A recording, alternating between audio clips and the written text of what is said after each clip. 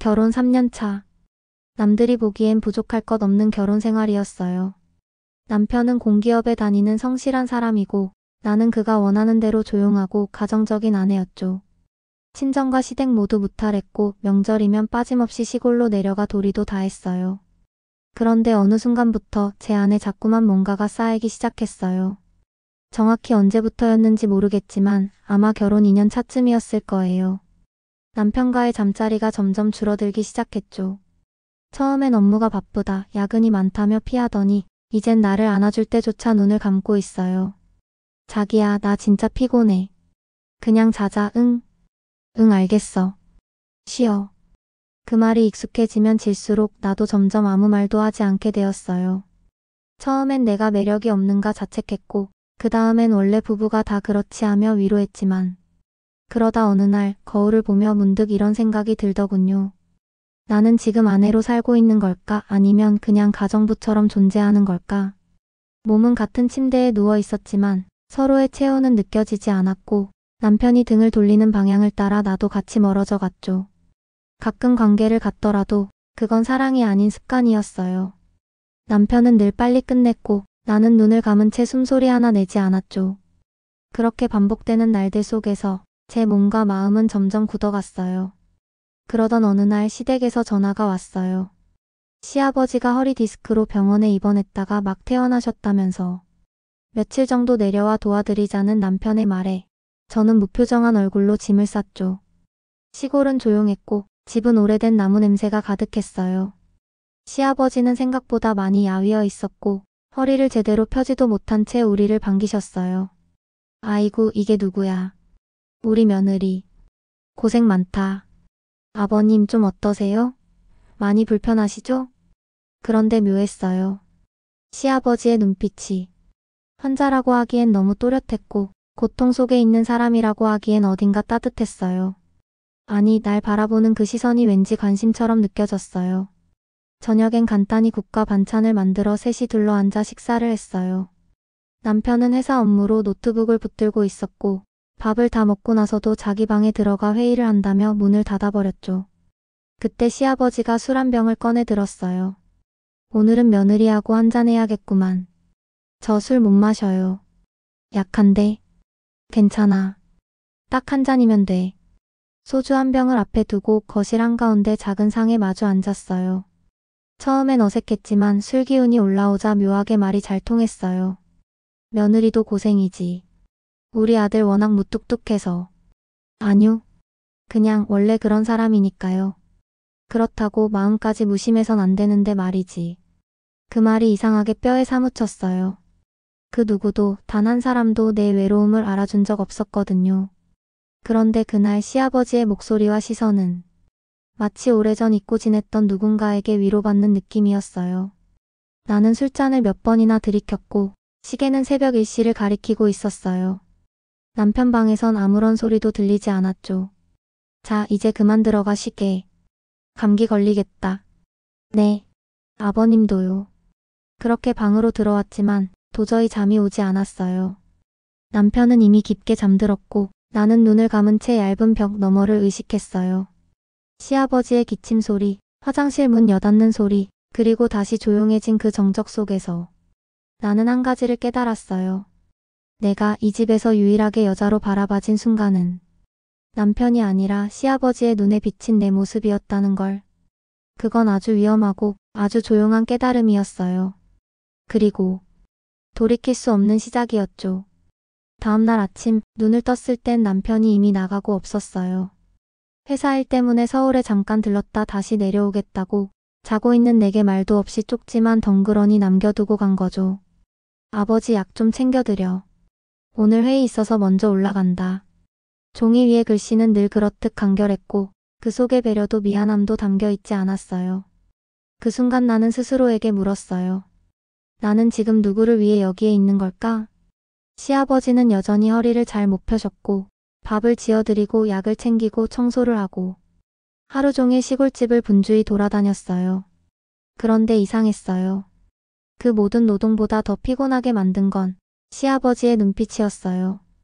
그 눈빛은 결코 무심하지 않았고 지나칠 때마다 묘하게 스치듯 나를 훑었죠. 말은 걸지 않았지만 묵묵히 바라보는 그 시선은 어느새 내 피부를 타고 안으로 파고드는 것 같았어요. 밤이 되자 다시 그 거실의 자리가 만들어졌어요. 시아버지는 어제와 똑같은 소주병을 꺼냈고 나는 이유 없는 떨림을 안고 그 앞에 앉았어요. 오늘도 한잔할래? 네. 딱 한 잔만요. 술잔을 들고 마주 앉은 순간 우리는 마치 어제의 연장선에 있었어요. 대화는 어색하지 않았고 침묵조차도 나쁘지 않았어요. 조용한 거실, 벽에 걸린 시계 소리만 또각또각 울려 퍼졌고 그 아래에서 우리는 묘한 긴장 속에 마주 앉아 있었어요. 술이 한 잔, 두 잔 넘어가자 시아버지의 말투도 조금씩 달라졌어요. 이전보다 부드럽고 낮고 마치 누군가를 유혹하려는 듯한 음성. 사람이랑 사람 사이에도 말로 설명 못할 끌림이 있더라. 가끔은 그게 옳고 그름보다 강할 때도 있고 나는 아무 말도 하지 않았어요. 거절도 하지 않았고 눈도 피하지 않았어요. 그 순간 시아버지가 천천히 술잔을 내려놓았어요. 그리고 아무 말 없이 내 손등 위에 손을 얹었죠. 나는 움찔했지만 그 손을 치우지 않았어요. 심장이 요동쳤고 숨소리가 이상하게 무거워졌어요. 현실이라는 감각은 무너졌고 그 자리엔 오래된 외로움과 묘한 설렘이 들어찼어요. 들어갈게요. 나는 조용히 말한 뒤 자리를 떴어요. 하지만 그날 밤 다시 잠들 수 없었어요. 눈을 감아도 손끝이 저릿했고 아직도 그 온기가 남아 있었죠. 그리고 도저히 참을 수 없게 된 나는 물 한 잔을 핑계 삼아 다시 거실로 나갔어요. 그곳엔 아직 시아버지가 앉아 있었어요. 불은 꺼져 있었고 어두운 거실 한가운데 작은 전등만이 희미하게 빛나고 있었죠. 내가 그 앞에 섰을 때 시아버지는 말없이 나를 바라봤고 그 눈빛 속엔 수많은 말들이 숨어 있었어요. 그리고 우리는 서로에게 다가갔어요. 조심스럽지만 명확하게. 누가 먼저였는지는 중요하지 않았어요. 입술이 닿는 순간 내 몸은 모든 경고를 잊었고 그동안 쌓였던 외로움과 갈망이 한꺼번에 터져버렸어요. 그 밤은 내가 결혼 후 처음으로 여자가 된 밤이었어요. 누구의 아내도 며느리도 아닌 오직 나로서 존재한 시간이었죠. 차가운 바닥도 얇은 벽도 심지어는 금기라는 단어조차 그 밤엔 아무런 의미가 없었어요. 그렇게 우리는 들켜선 안 될 첫밤을 함께 했어요. 다음날 아침 눈을 떴을 때 나는 이불 속에서 시아버지의 온기를 아직도 느낄 수 있었고 그 따뜻함이 낯설지 않았다는 사실에 더 놀랐어요. 나는 생각했어요. 어제는 실수였을까? 아니면 나의 본심이었을까?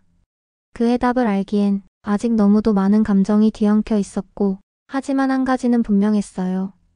나는 그 밤을 후회하지 않았다. 그날 이후 나는 완전히 달라졌어요. 아니, 달라졌다고 느낀 건 나만이 아니었어요. 시아버지도 변했죠. 이젠 내 눈을 똑바로 마주치고 말끝마다 묘한 여운을 남겼어요. 그 시선과 말투, 손끝의 움직임은 어느새 가족이라는 울타리를 벗어나 남자로서의 존재감을 드러내고 있었어요. 그런데 이상하게도 거부감은 없었어요. 오히려 설렜고 긴장됐고 가슴 한편이 간질간질하게 간지러웠어요. 남편은 여전히 연락만 할 뿐 시골집에 오지도 않았고 서울에서의 바쁜 일상만 늘어났죠. 그런 핑계는 오히려 우리에게 시간을 주었어요. 아무도 없는 집, 외부와 단절된 시골, 단 둘만의 일상. 이건 마치 세상이 우리에게 허락한 작은 비밀 공간처럼 느껴졌어요. 첫날 밤 이후 나는 무너질 준비가 이미 되어 있었는지도 몰라요. 처음엔 마주치는 손끝이, 그 다음엔 지나가듯 안긴 등이, 그 다음엔 밤마다 포개어지는 몸이. 우리는 자꾸만 서로에게 끌렸어요. 그리고 그 끌림은 점점 더 대담해졌어요. 아침에 식사를 준비할 땐 시아버지가 내 허리를 뒤에서 감쌌고 그 손이 부엌 가운 틈으로 들어올 때면 나는 깜짝 놀라면서도 거부하지 않았어요. 이런 짓 하면 안 되는 거 아시잖아요. 알지. 그치만 멈출 수가 없다. 그 말이 묘하게 마음에 파고들었어요. 누군가 나를 이렇게까지 원한다고 말해준 적이 있었던가. 남편은 단 한 번도 내 눈을 보며 욕망을 드러낸 적이 없었죠. 하지만 이 사람은, 시아버지는 매 순간 나를 갈망했고 나는 그 욕망의 중심에 서 있었어요. 밤마다 조용히 방문을 열고 그가 내 이불 속으로 들어올 때 나는 더 이상 놀라지 않았어요. 오히려 기다렸고 심장이 먼저 반응했어요. 거실 소파, 부엌 입구, 심지어 작은 다용도실 안까지. 우리는 틈만 나면 몸을 섞었어요. 처음엔 미쳤다고 생각했어요. 그러다 점점 이게 생활이 되어버렸죠. 죄책감은 있었지만 그건 처음 한두 번뿐이었어요. 그 이후부턴 그 감정마저도 무뎌졌어요. 이거 언젠가 들키면 어떻게 해요? 그러기 전에 끝내면 되지. 근데 진짜 그럴 수 있을까? 시아버지는 내 머리칼을 쓸어내리며 그렇게 말했어요. 그 말 속엔 확신도 체념도 없었지만 어쩐지 나는 끝낼 수 없을 것 같다는 생각이 들었죠. 한밤중 서로 숨죽인 채 속삭이는 대화들, 귀에 닿는 뜨거운 입김, 그 모든 순간들이 너무도 살아있었어요. 살아있는 듯한 느낌. 내가 살고 있다고 느낀 건 정말 오랜만이었거든요. 하지만 그 감정의 깊이만큼 불안도 함께 자라났어요. 남편이 언젠가는 돌아올 거고 서울과 이곳을 오가는 시간이 줄어들면 이 비밀도 머지않아 무너질 수밖에 없다는 걸 알고 있었어요. 그러면서도 나는 매일 아침 그의 방에서 나와 내 방으로 조용히 옮겨가는 이 긴장감마저도 어느새 즐기고 있었어요. 당신은 나한테 뭘 원하시는 거예요? 어느 날 내가 조용히 묻자 시아버지는 담담하게 대답했어요. 그냥 너. 있는 그대로. 남편도 며느리도 아닌 너. 그 말은 나를 무너뜨렸어요. 결혼하고 처음으로 누군가가 내 이름이 아닌 나를 본다는 기분. 그래서일까요? 나는 더 이상 멈출 이유를 찾지 않게 되었어요. 모든 게 무너져도 상관없다는 생각마저 들었어요.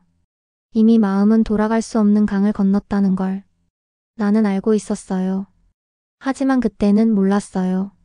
곧 내 몸속에서 자라고 있던 또 하나의 진실이 우리의 관계를 송두리째 바꾸게 될 줄은. 처음엔 단순한 피로감인 줄 알았어요. 입맛도 없고 아침마다 메스꺼움이 몰려왔죠. 잠도 자주 깼고 가슴이 묵직하게 아팠어요. 속으로는 감기인가 생각하면서도 어딘가 이상하다는 걸 느끼고 있었어요. 그리고 생리 예정일을 넘긴 지 5일째 되던 날, 불안감이 극에 달했을 때 나는 결국 마트에서 조용히 테스트기를 샀어요. 시골집 약국은 좁고 사람도 많아서 굳이 서울까지 나가 한 번에 여러 개를 사서 들고 내려왔죠. 욕실 문을 걸어 잠그고 손을 덜덜 떨며 설명서를 읽고 테스트기를 그 위에 조심스레 얹었어요. 1분, 2분, 3분. 나는 숨을 멈추고 결과를 바라봤고 두 줄. 진하게 또렷하게 거짓말처럼 확실하게 두 줄이 떴어요.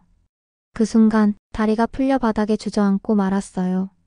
머릿속이 하얘졌고 심장이 미친 듯이 뛰었어요. 임신했어. 내가 아이를 가졌어. 그리고 그 아이가 누구의 아이인지 나는 너무도 잘 알고 있었어요. 남편과의 관계는 지난 2달 동안 딱 한 번뿐. 그것도 피곤한 얼굴로 대충 끝낸 의무처럼 흘러간 그런 관계였어요. 하지만 시아버지와는 매일같이 때론 하루에도 2번씩 나는 그 사실이 너무도 명확하게 떠올라 오히려 눈물이 났어요. 슬퍼서가 아니라 감당할 수 없는 현실이 몸을 짓눌렀기 때문이죠. 화장실 문을 열었을 때 거실에 앉아있던 시아버지와 눈이 마주쳤어요. 그 순간 내 눈빛이 흔들린 걸 그는 바로 알아챘어요. 무슨 일 있냐? 아뇨. 그냥 좀 어지러워서요. 나는 억지 웃음을 지으며 방으로 들어갔고 문을 닫자마자 숨을 헐떡이며 바닥에 주저앉았어요. 이 사실을 말해야 할까? 시아버지는 어떤 반응을 보일까? 그리고 남편은? 온갖 질문들이 머릿속을 돌아다녔지만 결론은 하나였어요. 이 아이의 진실을 누구에게도 말할 수 없다. 그날 밤 나는 처음으로 시아버지를 피했어요. 거실 불이 꺼지고 그의 방문이 조용히 열렸다 닫히는 소리가 들렸지만 나는 눈을 감고 자는 척했어요. 그가 내 옆에 누워있다는 걸 알면서도 나는 등을 돌린 채 말이 없었어요. 시아버지는 조용히 속삭였죠. 왜 그래? 무슨 일 있어? 아무것도 아니에요. 그는 아무 말 없이 가만히 나를 안았어요. 그 품이 그 체온이 따뜻했지만 이제는 무겁게 느껴졌어요. 다음날 아침 나는 서울로 올라가겠다고 말했어요. 병원에 좀 다녀오고 싶어요. 몸이 계속 안 좋아서요. 시아버지는 한참을 말없이 바라보다 고개를 끄덕였어요. 그래. 다녀와. 무리하지 말고. 그 눈빛 속엔 뭔가 눈치챈 듯한 기색이 있었지만 나는 외면했어요. 서울에 도착하자마자 산부인가를 찾았고 초음파 기계 속에서 작은 점 하나가 보였어요. 심장 박동 소리가 들리자 갑자기 눈물이 왈칵 쏟아졌어요. 그건 공포도 아니고 감동도 아니고 그냥 설명할 수 없는 감정이었어요. 이 아이는 누구의 아이로 살아야 하지? 이 아이에게 나는 어떤 엄마가 되어야 하지? 의사 선생님은 임신 6주라고 말해줬고 태아는 건강하다고 했어요. 그 말을 들은 순간 모든 게 더 복잡해졌어요. 그날 밤 나는 남편에게 아무 말 없이 집에 돌아와 평소처럼 밥을 차렸고 그는 무심하게 밥을 먹으며 말했어요. 요즘 얼굴이 좀 좋아졌네. 피부도 반질반질하고. 그래요? 혹시 우리도 이제 애 생기는 거 아니야? 그 말에 숟가락을 들고 있던 내 손이 멈췄어요. 그럼 진짜 좋겠다. 우리 엄마도 애 기다리시잖아. 그 순간 나는 웃었어요. 작은 아주 작은 웃음을 지었지만 그 미소 속엔 수많은 감정이 뒤엉켜 있었어요. 거짓말, 두려움, 미안함 그리고 차마 말하지 못할 죄책감 없는 기쁨까지도. 그날 밤 나는 거울 앞에 서서 배를 조심스럽게 쓸어내렸어요. 안녕, 아가 너는 누구의 아이일까? 출산은 생각보다 빨리 찾아왔어요. 서울에 올라온 지 석 달 후 나는 조용히 산부인과에 입원했고 남편은 다소 들뜬 얼굴로 분주하게 병실을 오갔어요. 아들일까 딸일까? 아무래도 아들이지. 당신 닮았으니까. 남편의 얼굴은 행복으로 가득했고 그 웃음을 바라보며 나는 아무 말도 할 수 없었어요. 그 순간조차 내 배 속에 있는 아이가 그의 아들이 아닐 수 있다는 사실은 절대 입 밖에 낼 수 없는 진실이었어요. 그리고 드디어 새벽 3시 47분 작은 울음소리와 함께 아이가 세상에 나왔어요. 간호사가 아이를 내 가슴 위에 올려주었을 때 나는 본능적으로 느꼈어요. 이 아이는 그 사람을 닮았다. 작은 얼굴형, 진한 눈썹, 입꼬리의 각도까지. 분명하게 너무도 선명하게. 시아버지의 흔적이 그대로 남아 있었어요. 처음엔 애써 부정하려 했어요. 갓난아이란 다 거기서 거기라고, 우연이라고 착각이라고. 하지만 시간이 지나면서 아이의 모습은 점점 더 내 안에 죄를 들추기 시작했어요. 남편은 아이를 품에 안고 연신 사진을 찍었고 시어머니는 영상통화로 연신 우리 손자 너무 예쁘다며 좋아했죠. 그 와중에 한사코 영상통화를 피하던 시아버지는 출산 2주가 지나서야 조용히 병실을 찾았어요. 그와 눈이 마주친 순간 나는 말없이 고개를 숙였고 그 역시 아이를 안아보지도 않은 채 한참을 아이 얼굴을 바라보다가 아주 짧은 한마디를 남겼어요. 닮았네. 그 말은 칼날 같았어요. 짧고 차가운 하지만 누구보다 명확한 인정이었어요. 나는 숨조차 쉴 수 없었고 그날 이후 시아버지는 다시 시골로 내려갔어요. 연락도 없었고 남편도 더 이상 그를 언급하지 않았어요.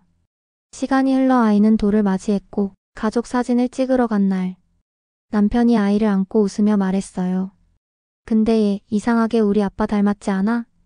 순간 내 심장이 쿵 하고 떨어지는 소리가 들릴 만큼 세상이 멈춘 듯 했어요. 인매가 진짜 똑같네. 웃을 때 특히. 그래? 잘 안 보이는데. 아냐, 엄청 닮았어. 유전이 무섭긴 해. 남편은 웃으며 말했지만 나는 웃지 못했어요. 그 말 한마디가 머릿속을 맴돌았고 밤이 깊을수록 그 불안은 점점 커졌죠. 혹시 남편이 눈치챘을까? 혹시 시아버지와 나의 그 관계를 의심한 걸까? 그런데 놀랍게도 그날 밤 남편이 갑자기 이런 말을 꺼냈어요. 당신한테 요즘 더 고마워. 아이 낳고 나서 많이 달라졌잖아. 표정도 부드러워졌고 엄마처럼 아니 여자처럼 보여. 그 말이 칭찬처럼 들리지 않았어요. 오히려 내 안에 진짜 감정을 들킨 것 같았죠. 아이를 낳고 달라진 건 분명했어요. 하지만 그 변화는 남편 때문이 아니었어요. 그 아이, 그리고 그 아이의 아버지가 만든 변화였어요. 나는 매일 밤 아이를 품에 안고 그 얼굴을 바라보며 중얼거렸어요. 너는 누구일까? 엄마의 죄일까? 아니면 엄마가 처음으로 지켜내고 싶은 사람일까? 그리고 나는 결정했어요. 이 진실은 끝까지 내 안에 묻어두기로. 그 누구에게도 말하지 않을 거예요. 남편에게도, 시아버지에게도. 이 아이는 그저 내 아들이고, 남편이 아들이며, 시아버지의 손자일 뿐이니까. 돌아올 수 없는 선을 넘었지만 나는 돌아갈 척하며 살기로 했어요. 모든 게 평범해진 것처럼, 모든 게 아무 일 없던 것처럼.